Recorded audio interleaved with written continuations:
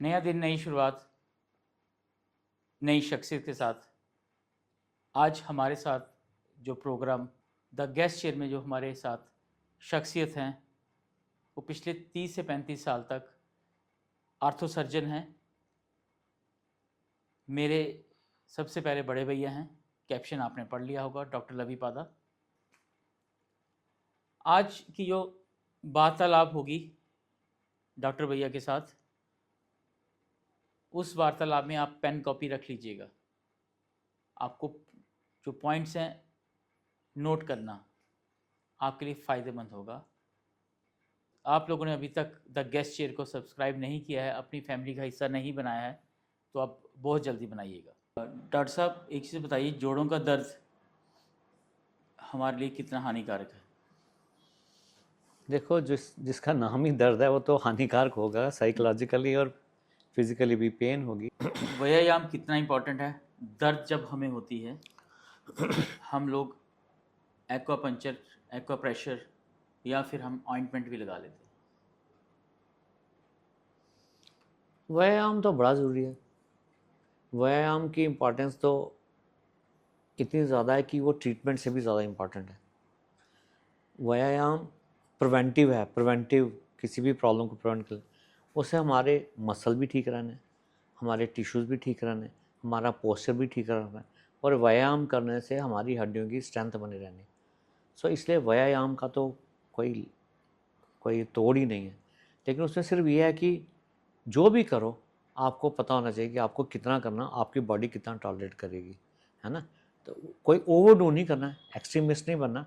बाकी व्यायाम का फ़ायदा ही फ़ायदा है, व्यायाम ज़रूर करना चाहिए और हर एक को करना चाहिए।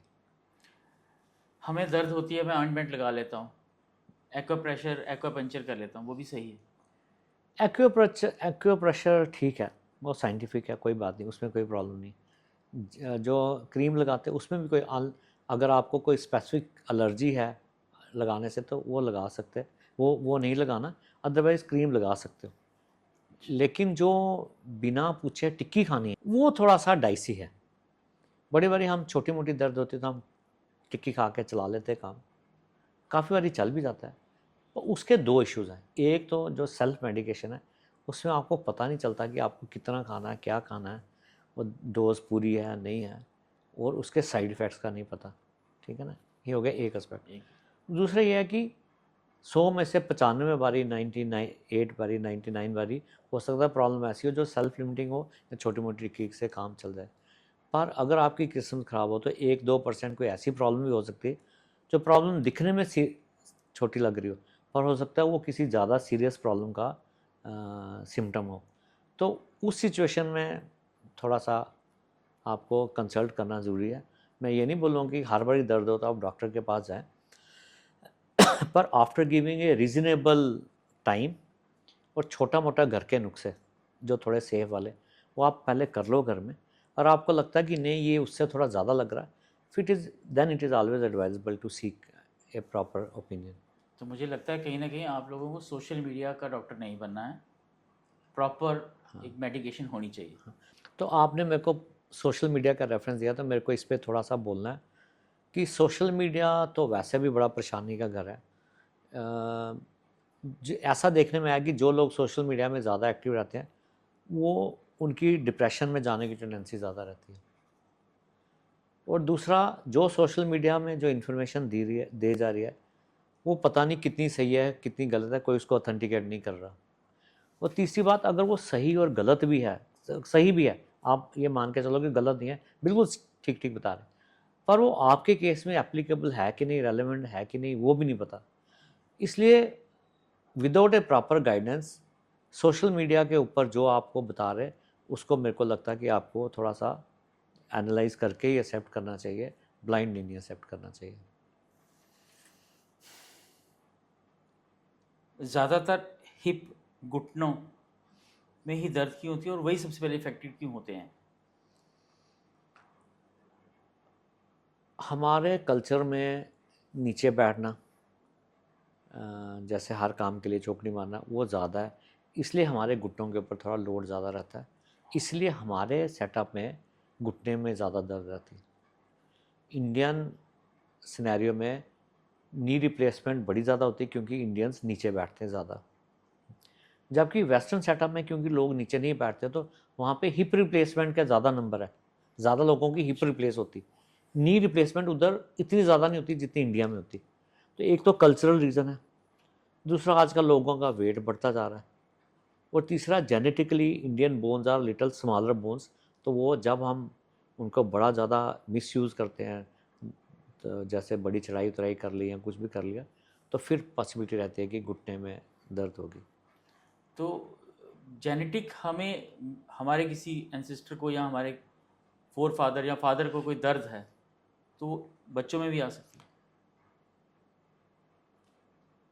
है। एक जेनेटिक्स के साथ इन सारी बातों में प्री डिस्पोजिशन है कि होने की पॉसिबिलिटी ज़्यादा है, ऐसा नहीं पक्का कि ज़रूर होगी, हाँ और ऐसा भी नहीं है कि पीछे नहीं हुई तो आगे नहीं होगी, क्योंकि जीन्स का ना बड़ा अजीब सा वो रहता है। जैसे किसी डिजीज़ का कोई जीन है, वो किसी को हुआ, उसको होता 6 जनरेशन वो जीन बोले नहीं, उसको हम रिसेसिव जीन बोलते हैं, अच्छा है ना, वो एक्सप्रेस ही नहीं करता, 7वीं जनरेशन में जाके वो जीन दोबारा एक्सप्रेस कर जाए, क्योंकि इसमें ना कम्बिनेशन होते हैं कि और कौन से जीन मिले, मदर से कौन से जीन आए, हाँ। फादर से, तो कम्बिनेशन हर जनरेशन में चेंज होते रहते हैं। चेंज होता रहता तो किस कम्बिनेशन में क्या एक्सप्रेस होगा वो पता नहीं है, और इसलिए, और दूसरी बात ये कि ये सारी एसोसिएशंस हैं, मतलब ऐसा नहीं श्योर शार्ट कि ये है तो इसका होना है, फादर को डायबिटीज़ है तो बेटे को होनी है, ऐसा नहीं है, डेफिनेटली पॉसिबिलिटी ज़्यादा है।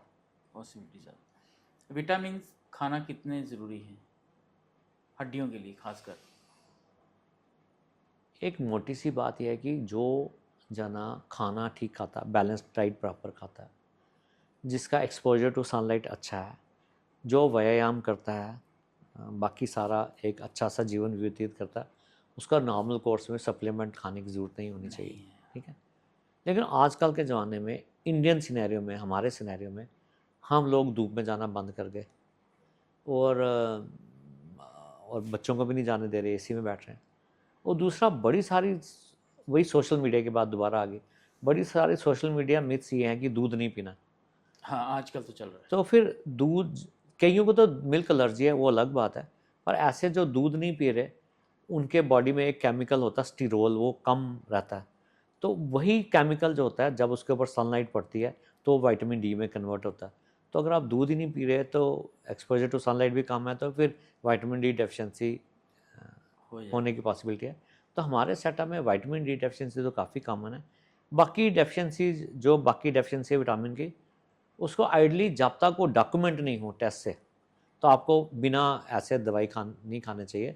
काफ़ी सारे विटामिन वाटर सॉल्युबल होते हैं, जैसे विटामिन बी और सी, उनमें खाने में नुकसान नहीं है, जितनी बॉडी की ज़रूरत होगी वो रखेंगे, बाकी निकल जाएगी। बट कुछ विटामिन जैसे विटामिन ए, डी, ई, के, वो फैट सॉल्युबल विटामिन है, वो बॉडी में स्टोर हो जाते हैं। तो अगर आप उनको बिना किसी लॉजिक के, बिना टेस्ट कराए ले रहे हैं, तो वो हो सकता है बॉडी में उस मात्रा में जमा हो जाएं जिसमें वो नुकसान भी कर सकते हैं, वो टॉक्सिक लेवल्स बोलते हैं उनको। अच्छा। तो फिर ऐसे इनडिस्क्रिमिनेट सप्लीमेंट लेने में थोड़ा सा परेशानी है। हड्डियों की बात हो रही है, रिप्लेसमेंट कितना ज़रूरी है किस कंडीशन में? अब कोई बुज़ुर्ग है, चलो जी आपको नी रिप्लेसमेंट कर लेते हैं, कोई यंग है उसको नहीं करनी है, तो कितना ज़रूरी है? नी रिप्लेसमेंट, क्या हम रिप्लेसमेंट भी बोल सकते हैं? Hip replacement, replacement. किसी मैं अपने कॉन्टेक्स्ट में शायद मैं नी रिप्लेसमेंट पे ही ज़्यादा बोलूँगा, क्योंकि इंडिया में वही ज़्यादा होती। कोई भी डिज़ीज़ का जो ट्रीटमेंट है ना, उसका बेसिक गोल है कि पेशेंट का फंक्शनल आउटकम इम्प्रूव होना चाहिए, मोटी सी बात। ओके।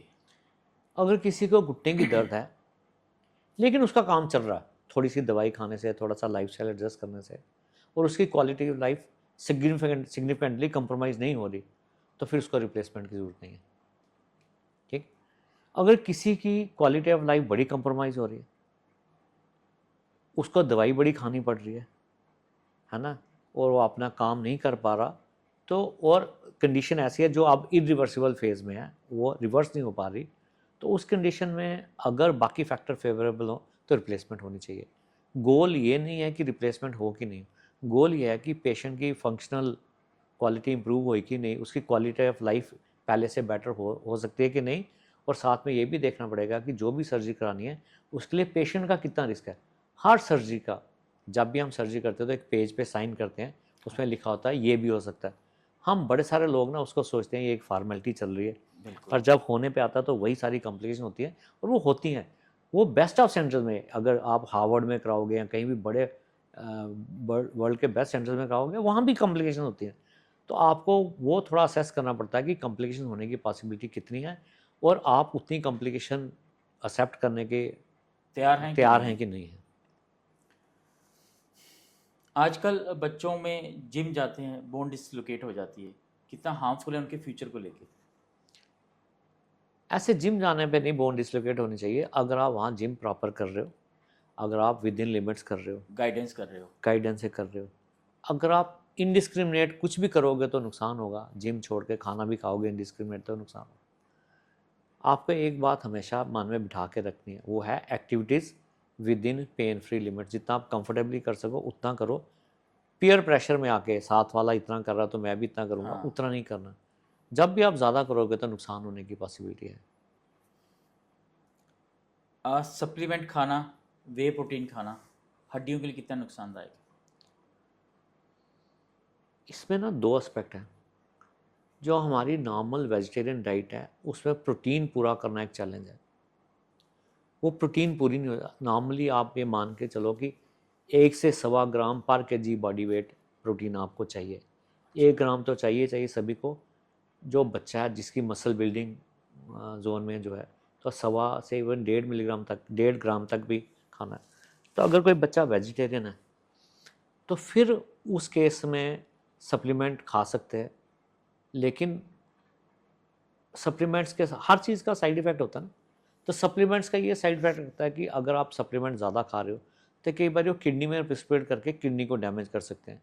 सो आप थोड़ा सा सप्लीमेंट खा सकते हो, पर ज़्यादा आप नेचुरल सिस्टम से अगर आप प्रोटीन पूरी करोगे तो ज़्यादा बेटर तरीका है। ठीक है। तो लेकिन प्रोटीन पूरी करनी, अगर आप नॉन वेज खाते हो तो फिर मेरे को लगता है कि शायद इतनी समस्या प्रोटीन नहीं आएगी। प्रोटीन बेसिकली आपको प्रोटीन पूरी करनी है वो अपने हिसाब से, लेकिन उसको एक्सेस में नहीं लेना, क्योंकि कई सारे बच्चों की किडनीज फेल होते हैं देखे गए प्रोटीन से। काफ़ी चीज़ें हमें क्लियर हो रही हैं। अब आते हैं मिथ्स और ट्रुथ में। हड्डियों का कैंसर आजकल बढ़ रहा है, कारण? हड्डियों का कैंसर दो किस्म से हो सकता है। एक तो कैंसर कहीं और, जैसे लंग्स का कैंसर है, यूट्रस का कैंसर है, वो जब स्प्रेड करता है तो हड्डियाँ एक फ़िल्टर है बॉडी में जहाँ पे जाके कैंसर स्प्रेड करके बच जाता है। उसको हम सेकेंडरीज बोलते हैं या मेटास्टेटिक डिजीज़ बोलते हैं।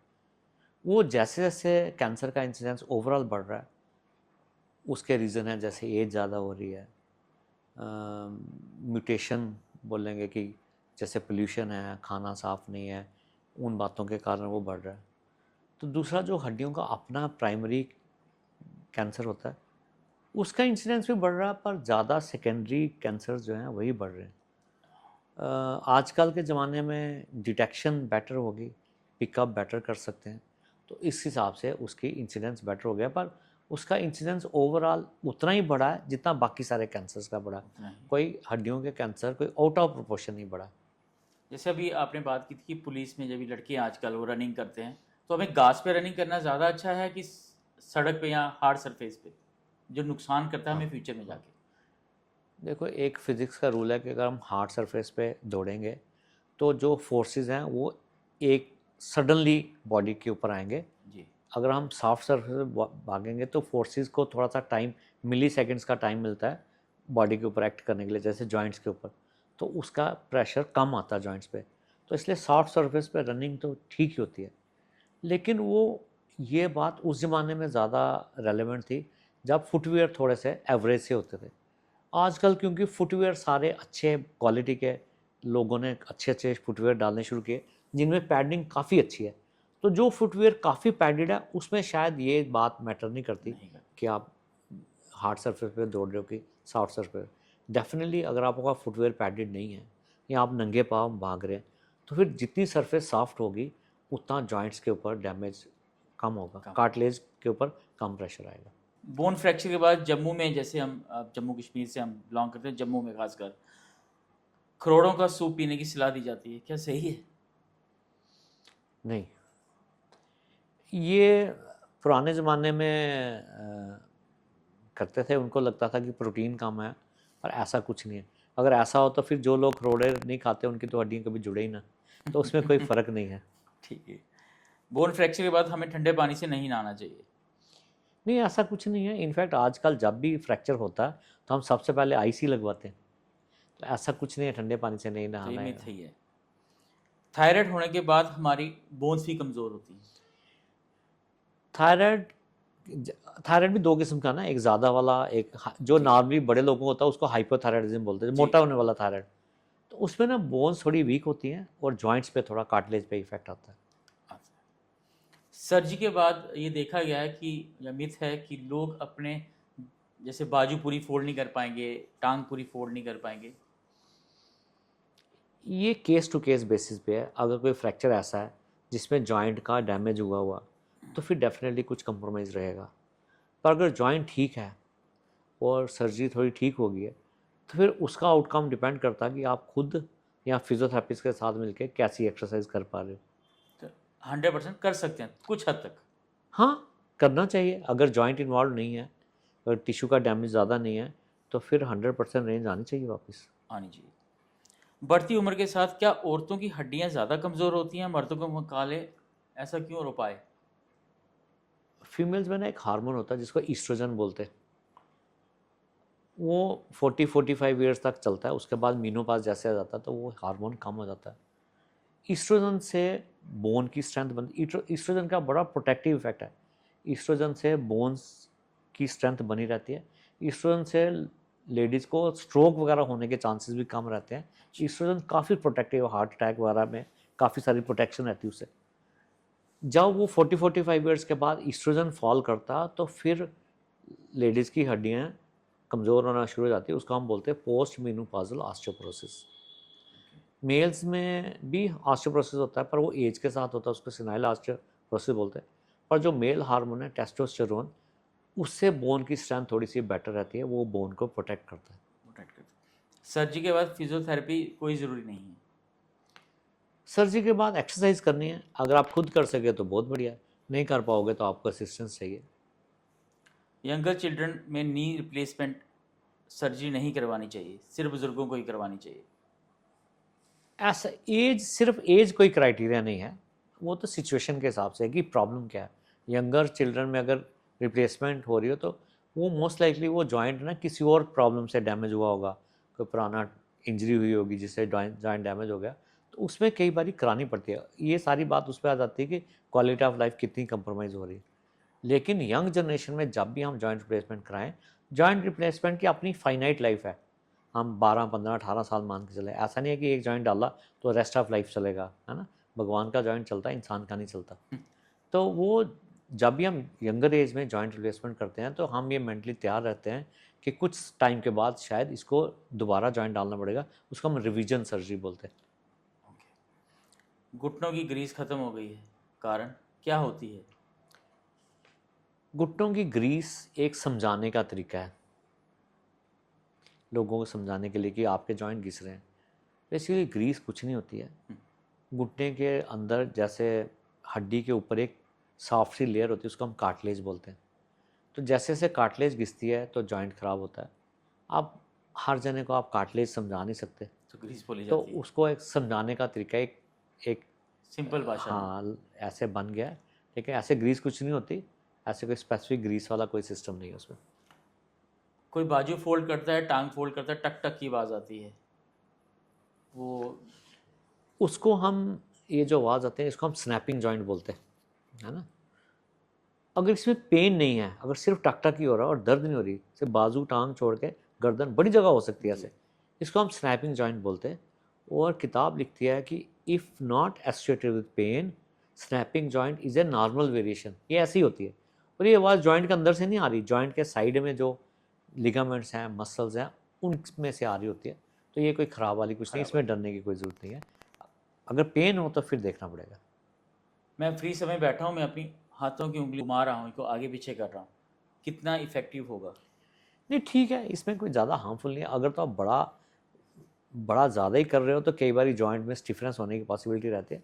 पर छोटा मोटा इसको, ये basically confidence measuring confidence boosting measure है। तो इसके करने से अगर आपको साइकोलॉजिकली सपोर्ट मिलता है तो आप कर सकते हो, पर एक लिमिट से ज़्यादा करने से जॉइंट थोड़े से सूजने शुरू कर देते हैं। हो सकते हैं। ज़्यादा एज होगी है, मुझे जिम नहीं करना चाहिए, मुझे वॉक करनी चाहिए सड़क पर। इससे बिल्कुल उल्टी बात है। जैसे जैसे हमारी एज बढ़ती है हमारे मसल बड़ी तेज़ी से कम होना शुरू हो जाते हैं। उसको हम बोलते हैं senile sarcopenia, age related muscle का कम होना। तो उस सिचुएशन में स्ट्रेंथ ट्रेनिंग बड़ी ज़रूरी है। वॉक के साथ स्ट्रेंथ ट्रेनिंग, जैसे जैसे हमारी एज बढ़ती है स्ट्रेंथ ट्रेनिंग बड़ी ज़रूरी है। स्ट्रेंथ ट्रेनिंग का मतलब ये नहीं है कि जिम में जाके आप 50-50 किलो लोड उठाओ, पर मसल को स्ट्रेंथ ट्रेनिंग करना बड़ी ज़रूरी है। तो जैसे जैसे एज बढ़ती है स्ट्रेंथ ट्रेनिंग ज़रूरी है, वो आप घर में करो, जिम में करो, आपकी है, लेकिन आपको करनी है with in pain free limits, limit में रह के करनी है। मुझे लगता है हमारे जो व्यूवर्स हैं उनको काफ़ी चीज़ें क्लियर हो चुकी होंगी। डॉक्टर भैया जाने से पहले हमारे व्यूवर्स को कुछ टिप्स ऐसी कि वो स्वस्थ रहें। स्वस्थ रहने के लिए एक तो आपको हेल्दी लाइफस्टाइल जीना है, आपको रोज़ एक्सरसाइज करनी है, जॉइंट्स की मत थोड़ी स्ट्रेंथ ट्रेनिंग भी करनी है, और जो हार्मफुल एक्टिविटीज़ हैं जैसे बड़ा ज़्यादा मोबाइल, बड़ा ज़्यादा लैपटॉप, बड़ी ज़्यादा सिटिंग और कोई ऐसी चीज़ें जिससे आप डैमेज हो सके वो नहीं करनी। पर मेरे को लगता है उससे भी ज़्यादा ज़रूरी है कि आपकी मेंटल हेल्थ बहुत बढ़िया होनी चाहिए। ये मैंने ये देखा कि जिन लोगों की साइकोलॉजी थोड़ी कमज़ोर होती है ना, वो बीमारी से बाहर नहीं निकल पाते। वो प्रॉब्लम, कोई भी प्रॉब्लम होती है वो उनका मन ऐसा मैग्नीफाई करता है, और मन एक ऐसा मैग्नीफाइंग लेंस है कि थोड़ी सी प्रॉब्लम को मैग्नीफाई करता जाता। पेशेंट बेचारे को नहीं समझ आ रही होती कि ये जानबूझ के अपने आप ही हो रहा है। इसलिए साइकोलॉजिकली स्ट्रांग होना बड़ा ज़रूरी है। इस साइकोलॉजिकल स्ट्रेंथ के लिए एक तो सोशल मीडिया से थोड़ा सा दूरी बनाना ज़रूरी है, और दूसरा सोशल इंटरेक्शन बड़ी ज़रूरी है। आप अपने दोस्तों से फिज़िकली बैठें, मिलें और अनबायस्ड बातें करें। तो अगर आप मेंटली स्ट्रांग होंगे तो आप फिज़िकल इलनेसेस को कम कर पाएंगे और उनसे बेटर तरीके से लड़ पाएंगे। तो मुझे लगता है हमारे व्यूवर्स हैं उनको काफ़ी आज डाउट्स क्लियर हुए होंगे, उनके मिथ काफ़ी ठीक हुए होंगे कि ये मिथ था, वो मिथ था। नेक्स्ट टाइम के लिए हमें इजाज़त दीजिए, फिर किसी एक अच्छे शख्सियत के साथ। थैंक यू डॉक्टर साहब। Thank you. थैंक यू बड़े थैंक भैया। यू।